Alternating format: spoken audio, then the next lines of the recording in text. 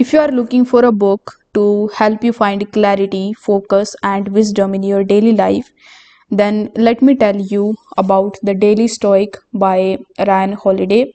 So, I've been reading this book for a while now, and honestly, it's one of the best habits I've picked up.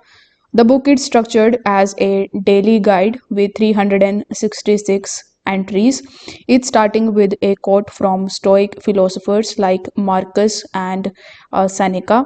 So, what I love about it is that it doesn't stop at the quotes. Ryan Holiday breaks them down in a way that's easy to understand and, more importantly, easy to apply to real life. For example, one of the ideas that stuck with me is to focus only on what you can control. Sounds simple, right?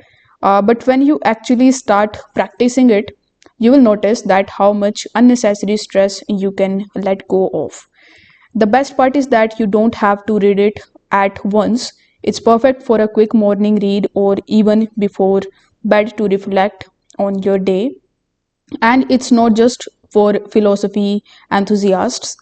This book is for anyone who wants to live a more intentional and peaceful life.